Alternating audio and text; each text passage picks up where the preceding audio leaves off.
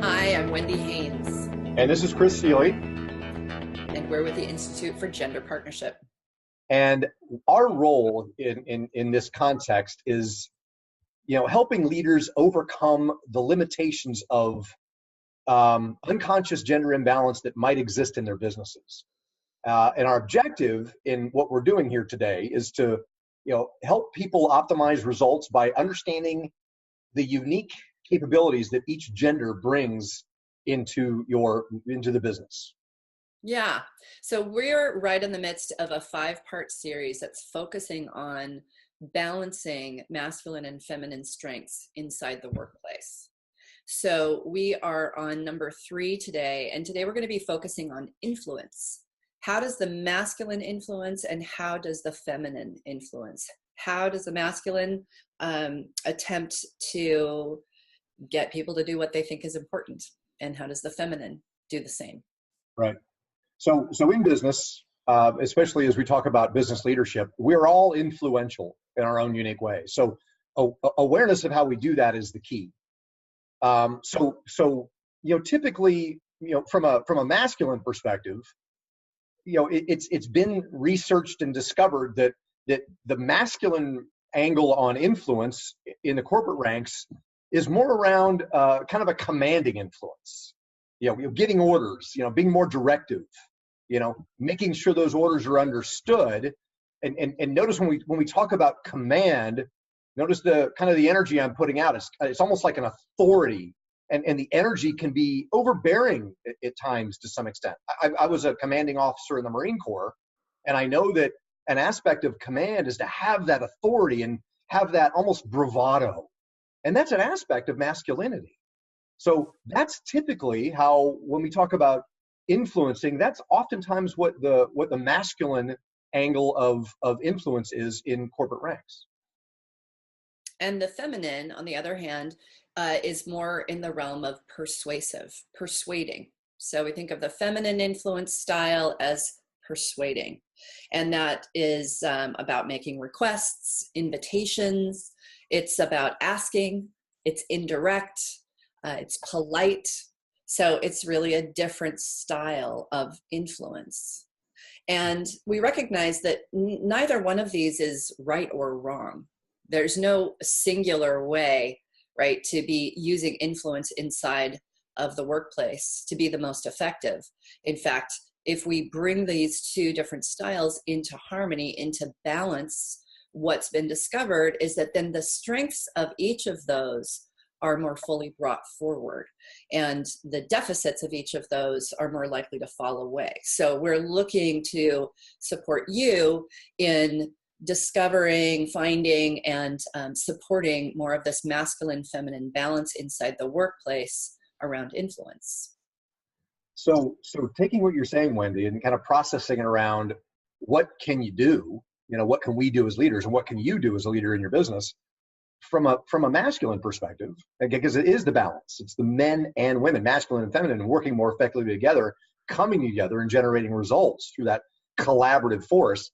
From a masculine perspective, frankly, we could probably be more effective listeners, more active listening, as opposed to, win-lose or, good-bad. Being more oriented toward, kind of a divergent level of listening. What could make that possible? How can that contribute? And being more receptive toward kind of I call it strategic divergent level of listening. That's an angle on it.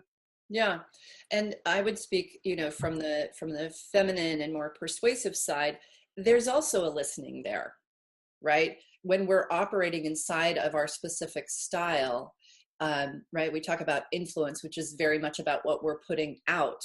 But as we listen from a place of being present to and recognizing how that communication lands on the other side and the results that get cultivated from that, that can help us to recognize, okay, is this having the impact that I'm intending? Right? Because too persuasive or soft a style may not actually land in a way that impacts and affects the the completion of the communication that you're intending. And then same might go with the masculine. If the masculine is being very commanding, but it's landing over there in a way that's like shutting the other person down, they're probably not getting the results that they're looking for either. So bringing all of this full circle here, we're offering these seeds of perspective and information in order to empower you with the information so that you can bring this awareness. Okay, the masculine and the feminine influences in a different style, in a different way. How can I be paying attention to my organization, my teams, my leaders inside the organization, and how can I be noticing what their styles are, and then how can I be looking to bring those into balance?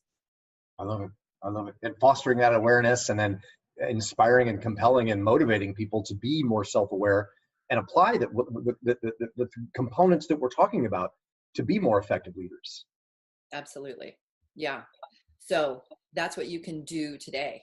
Get curious, bring this information into how you're seeing your teams, your organization, so that you can, with that curiosity, recognize, okay, where are we at right now? How in balance are we? How out of balance are we? How do I see masculine and feminine strengths coming forward? And where do I see the deficits of those aspects of influence coming forward? And how can we, again, bring this into balance, bring the strengths into balance of the masculine and feminine to ultimately positively impact your organization and positively impact your bottom line. Right. So these are tools we're giving you. These little quick vignettes or some tools, some perspectives on tools. And our ideal is to give you the tools that you need to address specific issues in these quick vignettes. So today, again, we're talking about influence. Our next topic is going to be talking about work style and what energizes people when they work with others, and how we can lead and influence that even more effectively. Yeah. So, Chris, you want to let people know how they can reach us?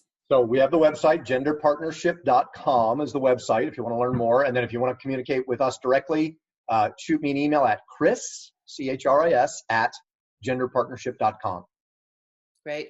So thanks for your presence and your listening, and thanks for your desire to be a positive impact in the realm of bringing gender partnership to life.